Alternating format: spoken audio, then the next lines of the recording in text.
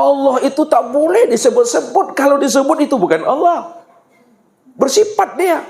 Tak ada kata, tak ada suara. Anyang lah Bapak Ibu. Makanya nanti Bapak Ibu pulang sama-sama diam lah. Baru tidak bersifat dia. Ya. Ini usah ulang lagi. Ini dari awal. Nah, ini lihat ya. Allah itu sifat namun tiada bersifat. Kenapa Allah itu dikatakan sifat namun tiada bersifat? Dia dikatakan sifat karena disebut. Karena butuh suara, butuh lafal, ya, butuh kata, butuh asma. Ketika dia butuh kata, butuh lafal, butuh suara, maka dikatakan dia bersifat. Walaupun dia bersifat, ini merasanya, makanya dinoi kita Ustaz. Walaupun Allah itu bersifat, namun dia tiada bersifat. Bisa dipahami itu? Ya, jadi dengan rasa ngambilnya Bapak Ibu. Rasa tak bisa menipu tuh. Ya kan? Rasa tak bisa nipu tuh. Lalu kapan Allah itu tiada bersifat? Nah, dijawab oleh Bu kita tadi ini ya. Terima kasih Bu, mewakili yang lain. Nah, jadi pulang nanti diam-diam aja lah. Jadi Allah itu dikatakan tiada bersifat ketika tak disebut lagi. Makanya heningkan akal pikir, heningkan lisan liha, heningkan hati, heningkan rasa. Udah paham, sadar. Saya sadar-sadarnya. Nih dia tuh. Apa juga lagi? Itu dia yang tiada bersifat. Maka, lihat kajiannya kesimpulan lagi. Karena dia tiada bersifat, lalu bagaimana kita menzahirkan akan dirinya? Ya, maka butuh kalam, butuh kata, ya, butuh suara, butuh asma. Untuk mengenalkan dan menzahirkan akan dirinya yang kosong nih. Maka disitulah kata Ustadz, yang tiada itu yang dirinya, dan yang tiada itulah wujud dirinya. Situ letaknya itu Ahmad Tuhan, Allah Muhammad. Allah Muhammad itu ya aku. Aku itu yang mana? Ya aku itu ya aku. Mana ya aku? Ya aku tuh. Nih.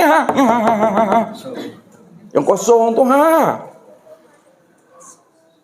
bukan kata-kata kosong tuh Bapak Ibu. Apakah kata-kata kosong itu yang dia? Tidak, itu bersifat lagi. Jadi bagaimana Ustaz?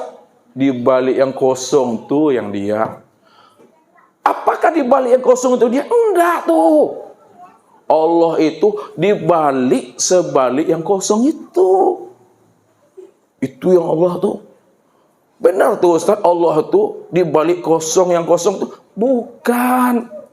Allah itu hakikat di balik kosong, di kosong itu. Itu dia. Betul tuh Ustaz? Bukan tuh.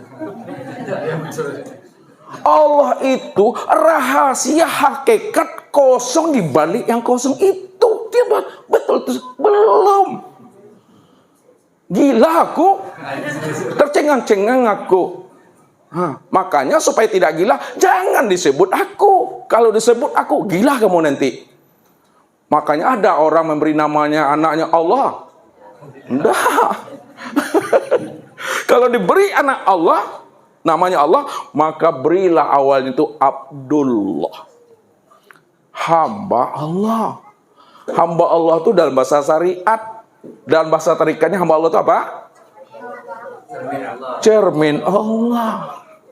Cermin Allah itu bahasa hakikatnya apa? Kenyataan Allah.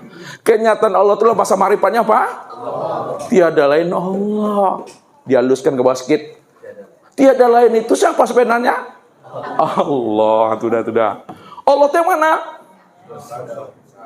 Kosong. Yang kosong itu yang aku. Tapi bukan kosong dia aku. Aku tuh di balik yang kosong tuh. Tuh balik yang kosong. Apa yang balik yang kosong?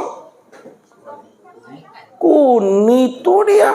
Tapi bukan kuni. Allah tuh di balik yang kuni. Bil kuni. Allah itu bukan di balik bil kuni itu. Allah itu di balik di balik bilkuni itu sampai Bapak Ibu itu la sautun wala harpun, capek aku. Itulah dia tuh Tuhan tuh yang membuat letih nih, yang membuat tak bisa berpikir lagi. Itu yang aku tuh. Sadarilah tuh. Makanya ketika Bapak Ibu cerita Allah, Allah, Allah, kenallah kita nama yang kita sebut tuh. Beko jangan seperti ikan mencari iya juga beko tuh mah. Nama dengan diri yang punya nama itu satu dia, Esa dia. Contoh, ini saya contoh nih ibu-ibu nih gini ya. Nama dengan diri yang punya nama itu Esa. Coba sebut namanya Bu Spidol. Halo Ibu Spidol. Ini orangnya atau yang ini?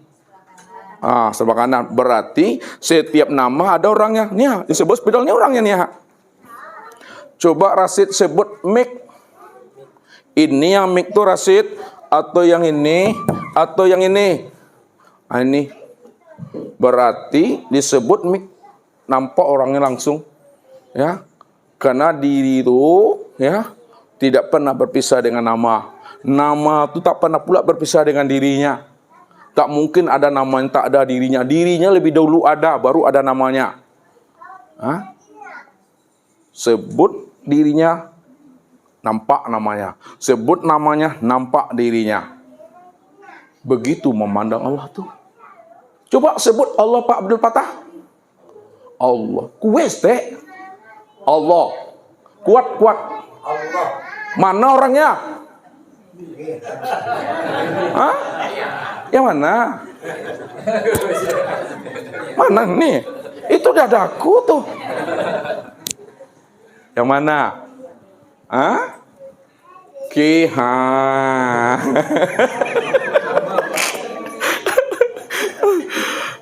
Nih dia.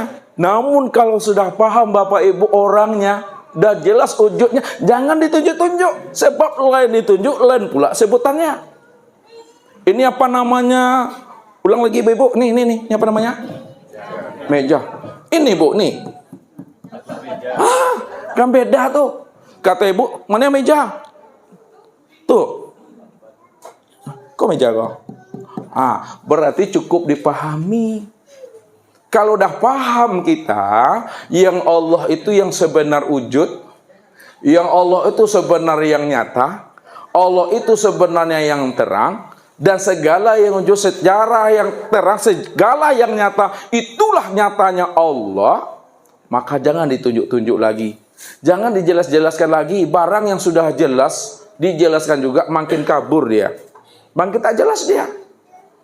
Udah jelas nih Mik, Yang mana nih Ustaz Mik ini Ustaz? Ini besi ini. Jadi kalau udah jelas ini Mik, jangan ditunjuk-tunjuk juga lagi. Makin ditunjuk makin kita jelas. Ini Ustaz. Ini. Jadi cukup dipahami.